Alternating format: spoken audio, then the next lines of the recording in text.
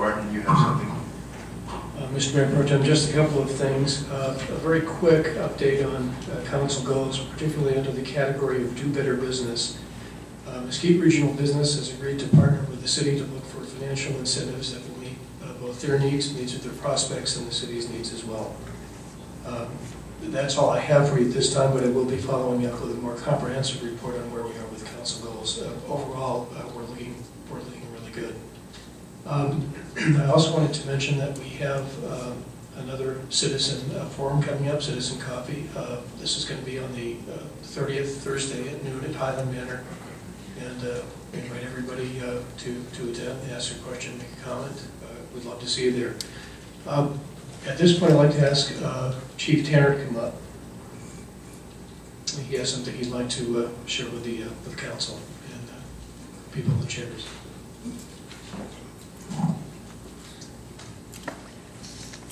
Good evening, Mayor Pro Tem Council. I just would like to read a quick, deserving letter of commendation for a few of our officers. On the evening of Friday, January 17th, calls for service related to property crimes being reported to Mesquite Dispatch. Throughout the weekend, we had 21 property-related crimes ranging from stolen vehicles, vehicle, residential, and commercial burglaries, and property damage, merchandise thefts, stolen bicycles, and they were all throughout the city. We had several calls, 21 altogether. Officers and detectives worked together tirelessly to help solve these crimes that were related, and the suspects could be identified. Through their diligent efforts, 2 suspects were identified and arrested.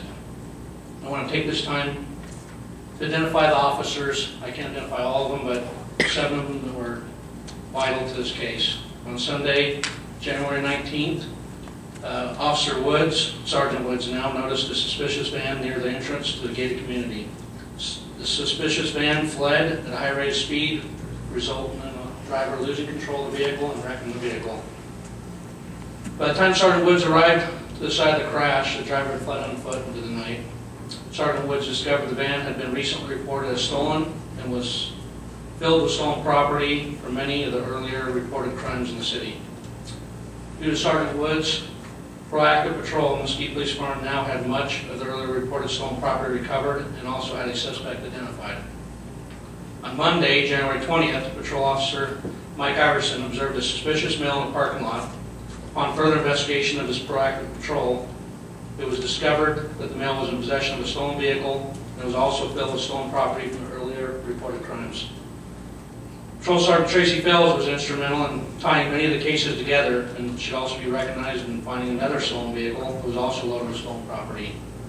Sergeant Fells took the extra time to gather video evidence that helped Officer Iverson when he located the second stolen vehicle. Detectives Richmond, Chesley, Erickson, and Magadan should all be recognized for their hard work. Each reported crime had to be processed, have the property identified, and later returned to the rightful owner.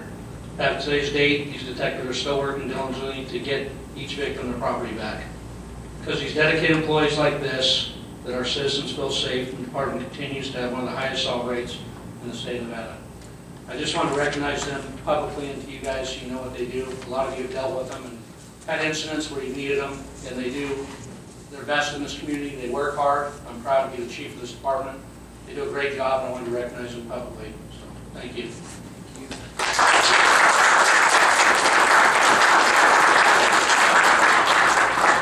Thank you, Chief. Mr. Baker? Mayor, Council, Mayor Pro Tem Council, my update isn't nearly as flashy. I just wanted to report back to you on Resolution 772 that you passed several months ago regarding unmanned aerial vehicles. I don't know if everyone saw this in the newspaper. Nevada was chosen as one of a half a dozen authorized test sites for the commercial development of unmanned aerial vehicles, or UAVs, sometimes referred to as drones. So that will present a great opportunity to the state, and staff will be working with MRB to look for opportunities to capitalize on this designation. So. Great. Any further comments from staff? Okay, we will go into the last session of public comment. Oh, I'm sorry. Aaron, you have a question, sir?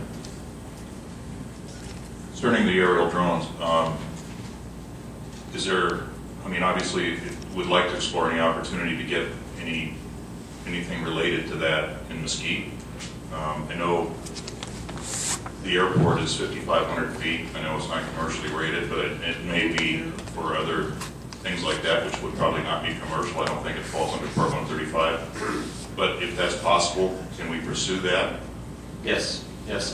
Just so you know, initially, the sites they are looking at, the sites they are going to use, according to the newspaper article by the RJ, is Stead Airport in Reno, Fallon, Boulder City, and Desert Rock, which is up by Creech, and Nellis.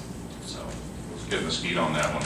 I mean, if the 737 can land on the 3700 strip, split strip by mistake, a drone can land on our airport. hold on now. Just as a little aside, I've had a couple of conversations with Mr. Hardy, President Hardy, regarding the same subject, and he is working in Carson City to see if we can get on the map with that particular project as well. So we're working.